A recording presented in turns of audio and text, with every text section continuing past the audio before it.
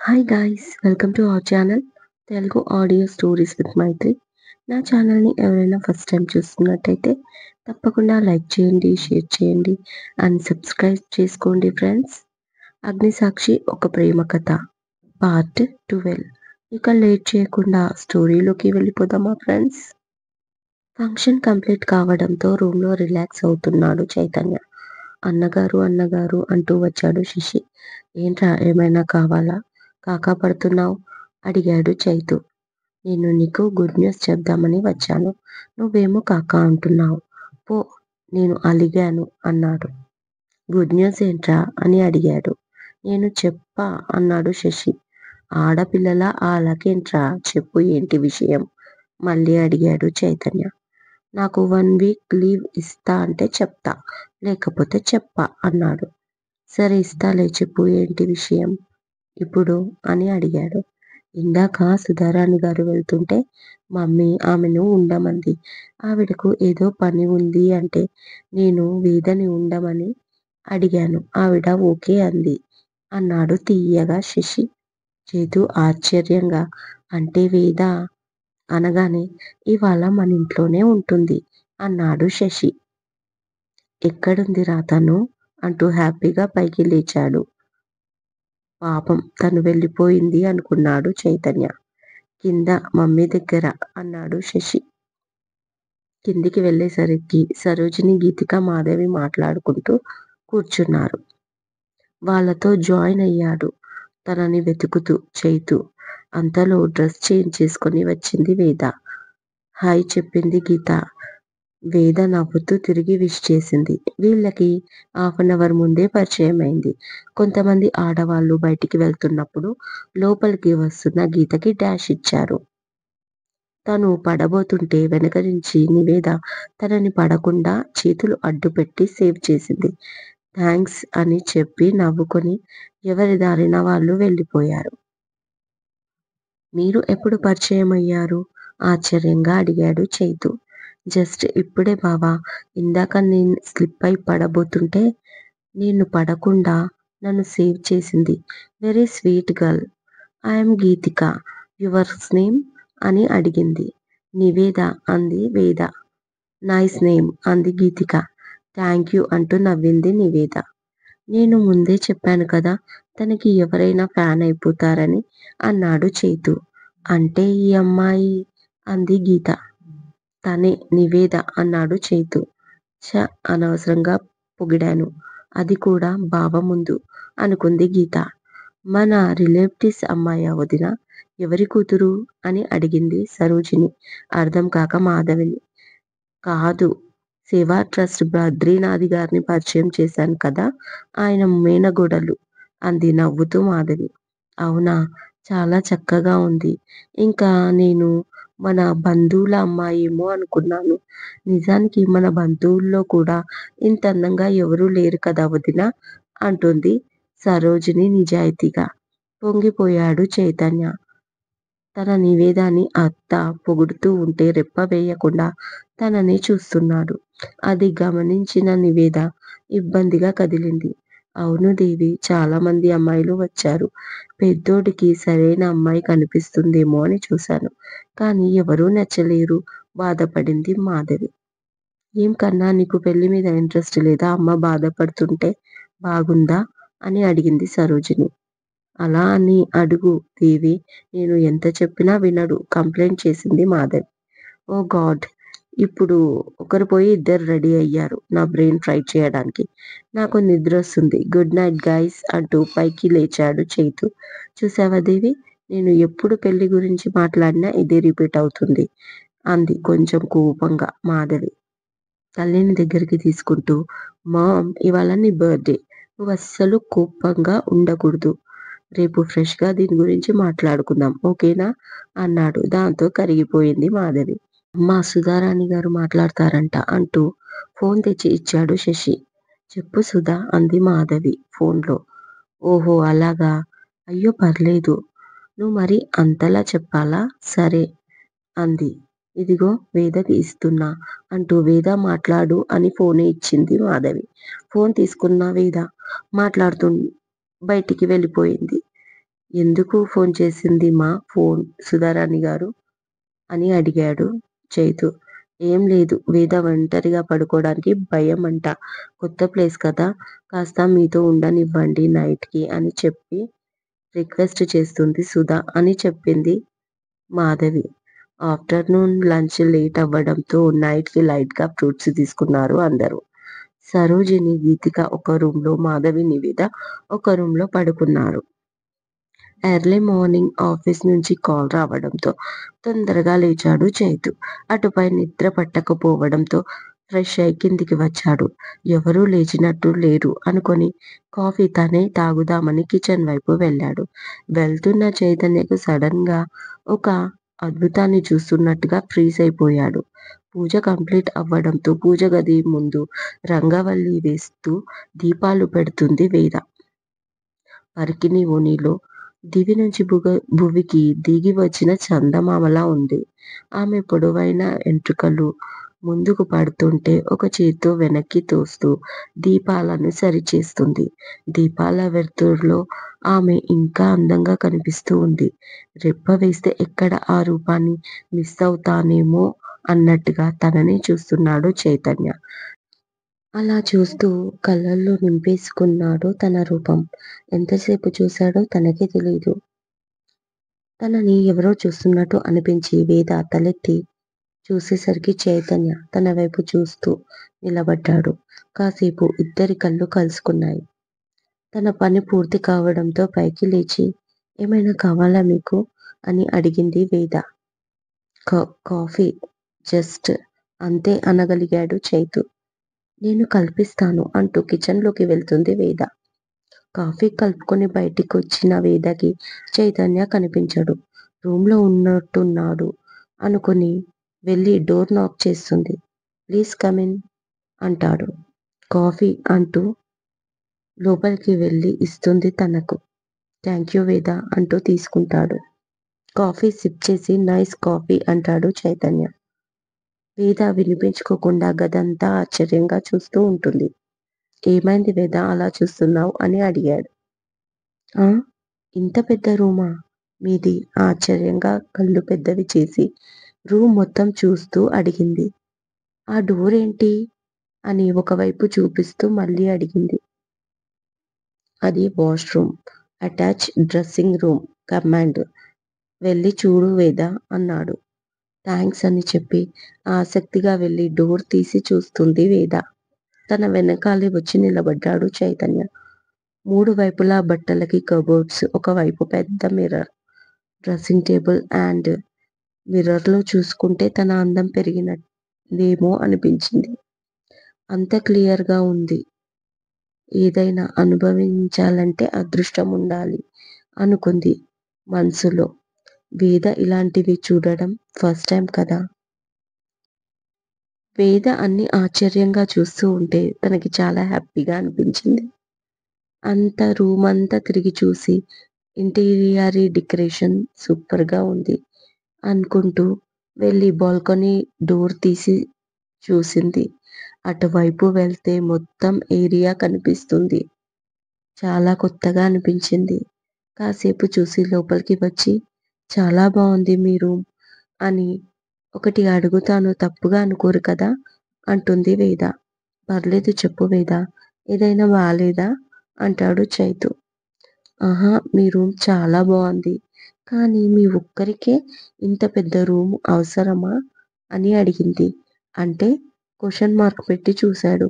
అంటే మీ ఒక్క రూమే మేముండే పోర్షన్ అంత ఉంది తెలుసా. 2 bedrooms, kitchen, hall, common washrooms అన్నీ కలిపి మీ రూమ్ అంతా ఉంటాయి అని తన కళ్ళు పెద్దవి చేస్తూ ఆశ్చర్యంగా చెప్తూ నవ్వుతుంది వేద.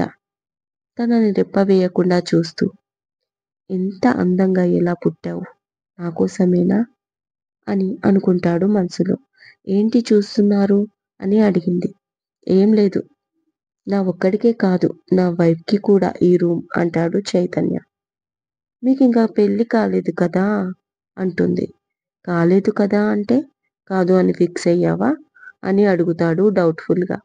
లేదు లేదు అలా అని కాదు అంటుంది.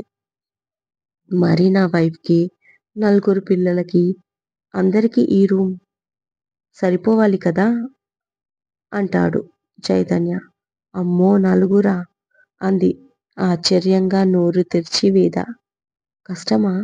అయితే ఇద్దరికి ఫిక్స్ అవ్వు అంటాడు కొంటెగా చైతన్య.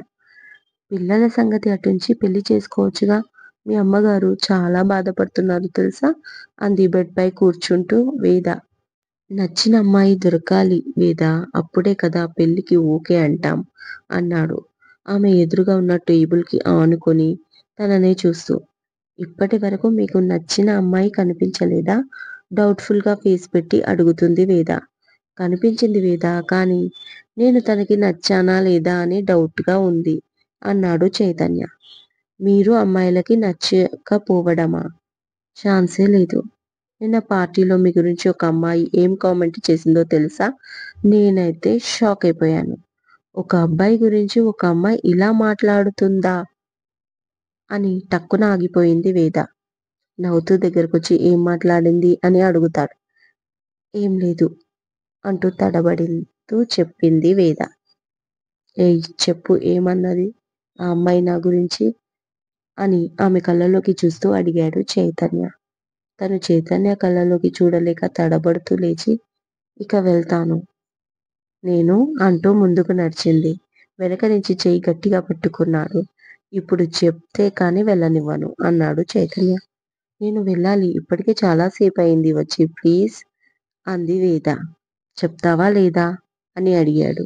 చెప్పను అని తల అడ్డంగా ఊపింది. సరే వెళ్ళు అని చెయ్యి వదిలేసి, నేను సుధారాణి గారికి ఫోన్ చేసి ఆ రోజు రోడ్డు మీద అంటూ ఆగిపోయాడు నవ్వుతూ చైతన్య.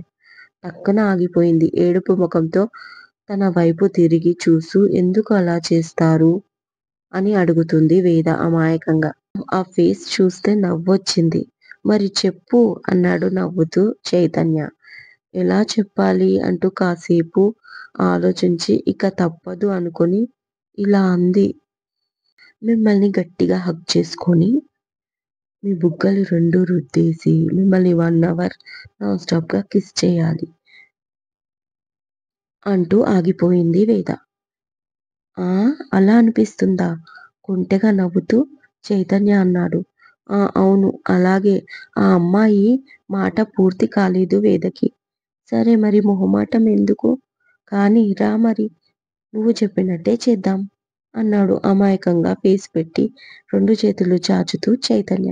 చిచి నేననలేదు ఆ అమ్మాయి అంది అంటుంది వేద ఫేస్ విచిత్రంగా పెట్టి.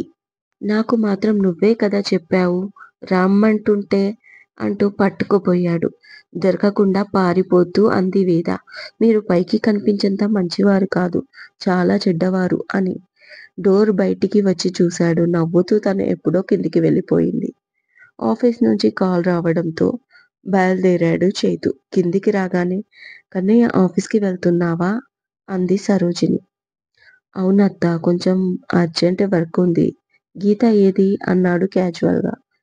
గుడ్ మార్నింగ్ బావా, ఏంటి ఇంత అర్లీగా వెళ్తున్నావు? కాసేపు ఆగితే నేను కూడా వచ్చేదాన్ని కదా ఆఫీస్కి అంటుంది. ఇక్కడికి వచ్చి కూడా ఆఫీస్ ఏంటి? హ్యాపీగా ఎంజాయ్ చేయి. ఈవినింగ్ అందరం కలిసి బయటికి వెళ్దాం అంటాడు చైతన్య. ఓకే బావా, కానీ టిఫిన్ చేసి వెళ్ళు దగ్గరికి వచ్చి తన చెయ్యి పట్టుకొని అంది గీత. లేదు నాకు వర్క్ ఉంది, అక్కడే తింటాను అంటూ తన చెవి దగ్గర వంగి గీత చెవిలో, గీత నువ్వు పాయింట్ వేసుకోవడం మర్చిపోయావు అన్నాడు. కిందికి తన డ్రెస్ చూసుకొని ఇది షార్ట్ ఫ్రాక్ అంటుంది కోపంగా చేయితో కొట్టడం మొదలు పెట్టింది. వెంటనే కొట్టకుండా తన చెయ్యి గట్టిగా పట్టుకున్నాడు చైతు. అలా ఒకరి చేతులు ఒకరు పట్టుకోవడంతో సరోజిని ముచ్చటగా ఇద్దరిని చూస్తూ ఉంటుంది. మమ్మీ ఎక్కడున్నావు నువ్వు? ఇక్కడికి రా అంటూ కిచెన్ వైపు వెళ్తాడు. వేదని కూడా చూడొచ్చు అన్న వంకతో చైతు. కానీ కిచెన్ లో వర్క్ చేస్తున్న వేద కనబడదు చైతుకి.